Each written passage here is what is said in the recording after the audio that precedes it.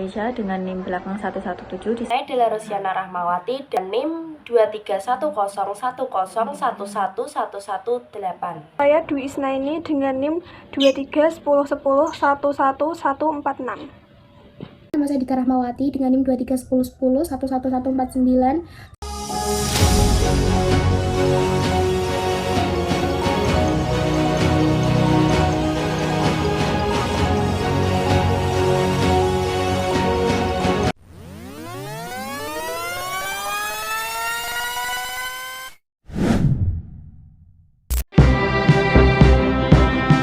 Presiden Soeharto pada tahun 1966 sampai 1998 mencakup berbagai kebijakan, undang-undang, dan tantangan yang mempengaruhi pertumbuhan ekonomi.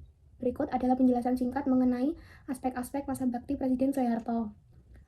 Kebijakan stabilitas ekonomi. Setelah krisis 1998, pemerintah menerapkan kebijakan untuk menstabilkan nilai tukar rupiah dan mengendalikan inflasi. Program Jaringan Pengamanan Sosial atau JPS diluncurkan untuk membantu masyarakat yang terdampak krisis. Reformasi sektor keuangan. Undang-Undang Nomor 23 Tahun 1999 memberikan independensi kepada Bank Indonesia, memungkinkan lembaga tersebut untuk menjaga stabilitas moneter secara mandiri. Undang-Undang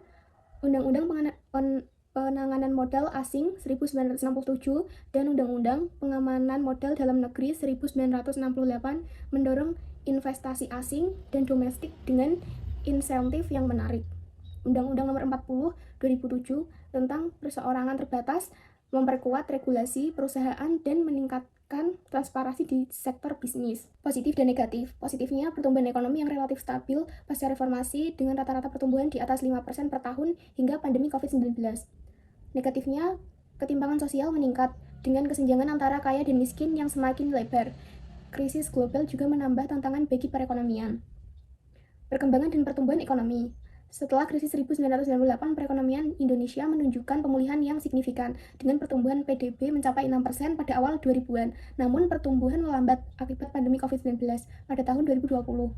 Inflasi mengalami fluktuasi dengan puncaknya mencapai lebih dari 65% pada tahun 1998. Pasca reformasi, inflasi berhasil ditekan menjadi single digit hingga awal tahun 2000-an.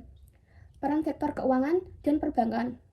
Sektor keuangan mengalami fluktuasi besar-besaran setelah krisis 1998. Bank-bank diperkuat melalui pengawasan yang lebih ketat dan peningkatan modal. Namun, ketergantungan pada utang luar negeri tetap menjadi tantangan. Pembangunan infrastruktur dan industrialisasi. Pembangunan infrastruktur menjadi fokus utama dalam meningkatkan konektivitas dan mendukung pertumbuhan ekonomi. Proyek-proyek besar seperti jalan tol dan pelabuhan diperluas untuk mendukung industri. Ketimpangan sosial dan kesejahteraan rakyat. Meskipun ada pertumbuhan ekonomi, ketimpangan sosial tetap menjadi isu serius. Banyak daerah masih tertinggal dalam hal akses pendidikan dan kesehatan, sementara urbanisasi meningkatkan kesenjangan antar wilayah. Krisis dan tantangan ekonomi global. Krisis global seperti krisis finansial 2018 dan dampak pandemi COVID-19 menguji ketahanan ekonomi Indonesia. Kebijakan fiskal dan moneter harus disesuaikan untuk menghadapi tantangan ini. Sektor ekonomi digital dan UMKM. Sektor digital berkembang pesat terutama selama pandemi dengan banyak usaha kecil dan menengah. UMKM beradaptasi melalui platform online. Pemerintah membenarkan dukungan melalui pelatihan dan akses pembiayaan untuk memperkuat sektor ini. Secara keseluruhan, perekonomian Indonesia pasca reformasi menunjukkan dinamika yang kompleks dengan berbagai kemajuan serta tantangan yang harus dihadapi.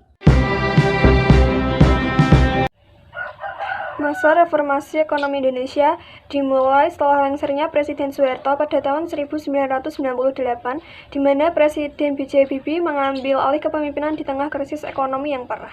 Kebijakan ini diterapkan Presiden Habibie fokus pada penanggulangan krisis dengan langkah-langkah seperti pengendalian nilai tukar rupiah, peningkatan suku bunga sertifikat Bank Indonesia hingga 70%, dan pembentukan bank sentral yang independen. Selain itu, pemerintahnya mengeluarkan obligasi senilai 650 triliun untuk menyelamatkan sektor perbankan, menutup 38 bank, serta melakukan restrukturisasi utang swasta melalui Badan Restrukturisasi Utang Indonesia. Selama masa pemerintahan B.J. Habibie, sejumlah undang-undang penting diberlakukan, termasuk perubahan undang-undang perbankan dan pengesahan undang-undang yang memperkuat posisi Bank Indonesia sebagai lembaga independen. Hal ini bertujuan untuk menjaga stabilitas moneter dan mendukung pembangunan ekonomi yang berkelanjutan. Sektor keuangan dan perbankan memainkan peran penting dalam pemulihan perekonomian. Reformasi yang dilakukan di sektor ini tidak hanya bertujuan untuk memperbaiki kondisi bank yang bermasalah, tetapi juga untuk membangun kepercayaan terhadap sistem keuangan masyarakat. Pembangunan infrastruktur juga menjadi fokus utama dalam meningkatkan daya saing ekonomi nasional. Namun, meski ada kemajuan, ketimpangan sosial tetap menjadi isu besar. Kesejahteraan rakyat belum merata, dan banyak masyarakat yang masih hidup di bawah garis kemiskinan, terutama di daerah-daerah terpencil. Krisis ekonomi global juga memberikan dampak signifikan terhadap perekonomian Indonesia. Ketidakpastian pasar internasional seringkali mempengaruhi nilai tukar rupiah di investasi asing. Di sisi lain, sektor digital dan UMKM mulai mendapat perhatian lebih besar sebagai pendorong pertumbuhan ekonomi baru. Inisiatif untuk mendigitalisasi sektor usaha kecil menengah telah membantu menciptakan lapangan kerja dan meningkatkan pendapatan masyarakat. Secara keseluruhan, perjalanan perekonomian Indonesia sejak masa reformasi hingga saat ini menunjukkan dinamika yang kompleks, dengan kebijakan yang beragam, tantangan dari krisis global, serta upaya untuk menciptakan kesejahteraan yang lebih merata bagi seluruh rakyat Indonesia. Ini saya akan menjelaskan tentang masa kepresidenan Abdurrahman Wahid yang akrab disapa Gus Dur dengan masa jabatan 1999 hingga 2001. Selama masa penuh, banyak masalah dalam perekonomian. Contohnya dalam menerapkan kebijakan inklusif jika fokus pada pemerataan dan keadilan sosial, serta menjelaskan tentang Undang-Undang Nomor 21 Tahun 2000 tentang usaha mikro kecil atau UMKM untuk memberdayakan sektor ini. Meskipun ada upaya untuk meningkatkan partisipasi masyarakat dan pendanaan untuk pendidikan serta kesehatan, mengendalikan politik dan krisis kepercayaan investor menjadi tantangan besar. Lalu ada pertumbuhan ekonomi. Pertumbuhan ekonomi ini mengalami penurunan dan inflasi yang tetap tinggi. Lalu ada di sektor keuangan, berusaha pulih dan dari krisis dengan memperbaiki regulasi pembangunan infrastruktur menjadi fokus. Meskipun kendala dana terhambatnya kemajuannya, ketimpangan sosial dan kemiskinan tetap menjadi tantangan pada tahun ini. Meskipun ada program untuk mendukung masyarakat, tetap masih ada ketimpangan sosial dan kemiskinan. Transformasi digital mulai dilakukan dengan mengadakan pengakuan dan pentingnya teknologi dalam mendukung perekonomian. Di masa Gus Dur ini merupakan masa transisi yang rumit untuk menggambarkan upaya dan tantangan dalam membangun perekonomian yang lebih baik. Pemimpinan Presiden Megawati Soekarno Putri dengan masa jabatan 2001 hingga 2004 menandai periode pemulihan ekonomi pasca krisis 1998 dengan pendekatan yang hati-hati. Kebijakan yang diterapkan pada masa kepemimpinan Megawati ini dengan adanya privatisasi BUMN misalnya melalui Indosat dan restrukturisasi penerbangan melalui BPN bertujuan untuk meningkatkan pendapatan negara dan memenuhi kewajiban internasional. Meskipun berhasil meningkatkan pertumbuhan ekonomi dari 3,5% menjadi 4,5% dalam periode tersebut dan menstabilkan nilai tukar rupiah. Kebijakan ini juga menuai kritik karena masih adanya ketimpangan sosial yang tinggi dan pertumbuhan yang masih sangat lambat dan angka kemiskinan yang masih terbilang tinggi pada tahun itu, dan adanya kontroversi seputar privatisasi BUMN.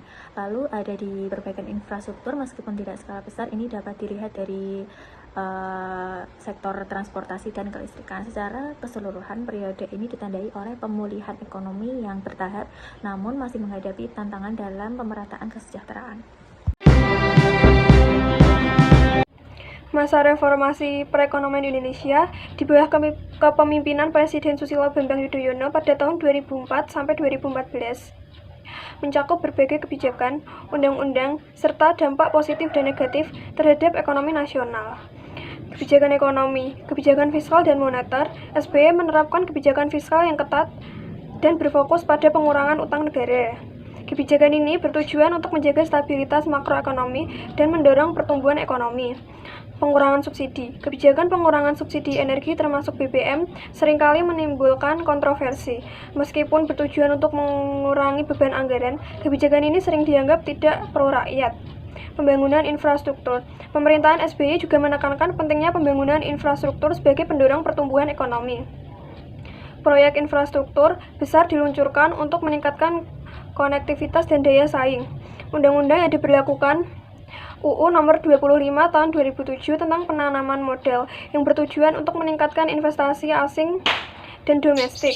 UU Nomor 40 Tahun 2007 tentang perseroan terbatas yang memberikan kemudahan dalam berbisnis.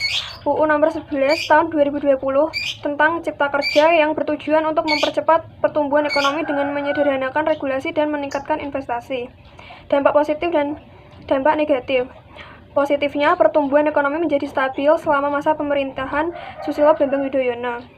Indonesia mengalami pertumbuhan ekonomi yang relatif stabil dengan rata-rata pertumbuhan di atas 5% hingga 6% pada tahun-tahun tertentu.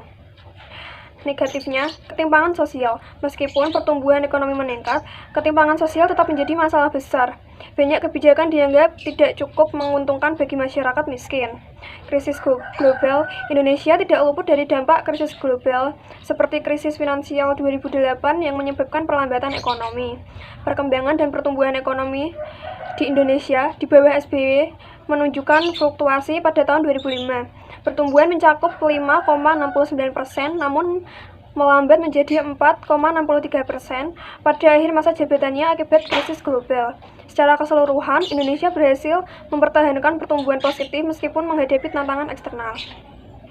Inflasi selama masa pemerintahan SBY bervariasi. Pada awal periode, inflasi relatif terkendali tapi meningkat menjelang akhir masa jabatannya akibat kenaikan harga energi dan pangan. Kebijakan pemerintah dalam mengelola inflasi menjadi sorotan utama dalam penilaian kinerja ekonomi. Peran sektor keuangan dan perbankan sektor keuangan mengalami restrukturisasi signifikan.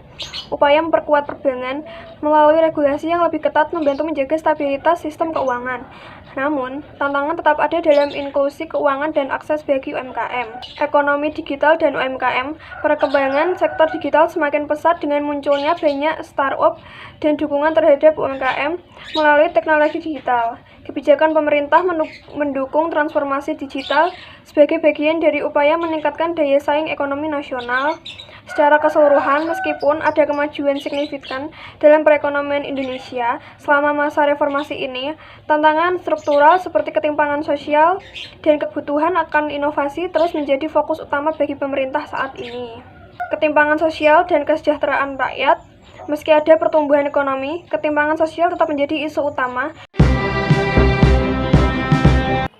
Di sini saya akan menjelaskan tentang Presiden Joko Widodo yang merupakan Presiden ke-7 Indonesia. Memimpin negara selama 2 periode yaitu dari 2014 hingga 2024. Pada masa kepemimpinannya, Indonesia mengalami berbagai transformasi ekonomi melalui sejumlah kebijakan strategis. Salah satu kebijakan utamanya adalah pembangunan infrastruktur besar-besaran, termasuk pembangunan 2.700 km jalan tol, 50 pelabuhan dan bandar baru, serta 1,1 juta hektar saluran irigasi. Selain itu, pemerintahan meluncurkan program tol laut untuk mengurangi disparitas harga antar wilayah dengan meningkatkan konektivitas maritim. Dalam upaya meningkatkan iklim investasi, pemerintah mengesahkan Undang-Undang Kerja atau Omnibus Law yang bertujuan menyederhanakan regulasi dan memangkas birokrasi. Kebijakan-kebijakan tersebut memberikan dampak positif seperti pertumbuhan ekonomi yang stabil sekitar 5% per tahun dan penurunan tingkat kemiskinan ekstrim hingga di bawah 1%. Namun, terdapat pula dampak negatif antara lain peningkatan hutang nasional yang mencapai 4.680 triliun atau sekitar 29,8%. dari PDB per Agustus 2019. Selain itu, meskipun peningkatan kemudahan berbisnis di Indonesia meningkat signifikan, daya saing global masih perlu ditingkatkan. Sektor keuangan dan perbankan memainkan peran penting dalam mendukung pertumbuhan ekonomi. Dengan Bank Indonesia menurunkan suku bunga acuan dan pemerintah memberikan insentif pada sektor-sektor tertentu seperti pariwisata, manufaktur, dan digital. Pembangunan infrastruktur yang masif untuk mendorong industrial dan meningkatkan konektivitas antar wilayah. Namun, ketimpangan sosial tetap menjadi tantangan terutama di daerah pedesaan dan Indonesia Timur. Dalam menghadapi tantangan ekonomi global, Indonesia berhasil menjaga stabilitas ekonomi melalui kebijakan fiskal dan moneter yang prudent. Sektor ekonomi digital dan UMKM berkembang pesat dengan proyeksi nilai ekonomi digital mencapai 146 miliar dolar pada 2025. Pemerintahan juga mendorong literasi digital dan e-commerce di kalangan UMKM melalui program-program pelatihan serta dukungan infrastruktur teknologi. Secara keseluruhan, periode 2014 sampai 2024 di bawah kepemimpinan Presiden Joko Widodo ditandai dengan transformasi ekonomi yang signifikan melalui pembangunan infrastruktur, reformasi regulasi, dan pengembangan sektor digital. Meskipun tantangan seperti ketimpangan sosial dan peningkatan utang tetap perlu diatasi. Masa bakti Presiden Prabowo dari tahun 2024 sampai sekarang. Sejarah perekonomian Indonesia dari masa reformasi hingga saat ini mencakup berbagai kebijakan, undang-undang, serta tantangan yang dihadapi. Berikut adalah analisis mendalam mengenai aspek-aspek tentang masa bakti Presiden Prabowo. Kebijakan ekonomi. Era reformasi tahun 1998 sampai sekarang, setelah krisis moneter 1997, Indonesia mengadopsi berbagai kebijakan untuk stabilisasi ekonomi, termasuk penyesuaian nilai tukar dari pengendalian inflasi. Kebijakan ini berlanjut di bawah pemerintahan B.J. Habibie, Abdurrahman Wahid, Megawati Soekarnoputri, dan Susilo Bambang Yudhoyono yang fokus pada pemulihan dan pertumbuhan ekonomi. Kebijakan Prabowo Subianto 2024 sampai sekarang, Presiden Prabowo mengumumkan kebijakan strategis untuk meningkatkan daya beli masyarakat dan pertumbuhan ekonomi melalui program bantuan sosial, stimulus ekonomi, dan pembangunan infrastruktur. Undang-Undang Nomor 25 Tahun 2007 tentang penawaran modal bertujuan untuk meningkatkan iklim investasi. Undang-Undang Nomor 11 Tahun 2020 Cipta Kerja dirancang untuk mempermudah regulasi dan mendorong investasi. Undang-Undang Nomor 19 Tahun 2016 tentang Informasi dan Transaksi Elektronik mendukung perkembangan ekonomi digital. Positif dan negatif. Positifnya, pertumbuhan ekonomi yang stabil di era Susilo Bambang Yudhoyono dengan rata-rata 5-6% per tahun, peningkatan dalam infrastruktur dan sektor keuangan. Negatifnya, ketidakstabilan nilai tukar yang sering terjadi, tingginya ketimpangan sosial dan kemiskinan yang masih menjadi masalah. Perkembangan dan pertumbuhan ekonomi. Setelah krisis 1998, Indonesia mengalami pemulihan dengan pertumbuhan yang bervariasi. Pada era Jokowi, pertumbuhan mencapai sekitar 5% meskipun menghadapi tantangan global. Inflasi di Indonesia cenderung fluktuatif pada tahun 2025. Diproyekkan berada dalam tentang 1,5 sampai 3,5%. Peran sektor keuangan dan perbankan. Sektor keuangan berperan penting dalam mendukung pertumbuhan ekonomi melalui penyediaan kredit dan investasi. Reformasi sektor perbankan pasca krisis juga meningkatkan stabilitas dalam keuangan. Pembangunan infrastruktur dan industrialisasi. Perkembangan infrastruktur menjadi prioritas utama di bawah pemerintahan Jokowi. Dengan proyek besar seperti jalan tol dan pelabuhan diharapkan mendorong pertumbuhan industri, ketimpangan sosial, dan kesejahteraan rakyat. Meskipun ada kemajuan dalam pengentasan kemiskinan, ketimpangan sosial tetap tinggi, dengan banyak masyarakat masih hidup di bawah garis kemiskinan. Krisis dan tantangan ekonomi global. Indonesia menghadapi berbagai tantangan global termasuk dampak dan peran dagang dan pandemi COVID-19 yang mempengaruhi pertumbuhan ekonomi serta stabilitas sosial. Sektor ekonomi digital dan UMKM. Sektor digital berkembang pesat dengan dukungan kebijakan pemerintah untuk mendorong UMKM beradaptasi dengan teknologi. Ini memberikan peluang baru dalam perekonomian Indonesia. Keseluruhan perjalanan perekonomian Indonesia menunjukkan dinamika yang kompleks dengan berbagai kebijakan yang diambil untuk mencapai stabilitas dan pertumbuhan yang berkelanjutan.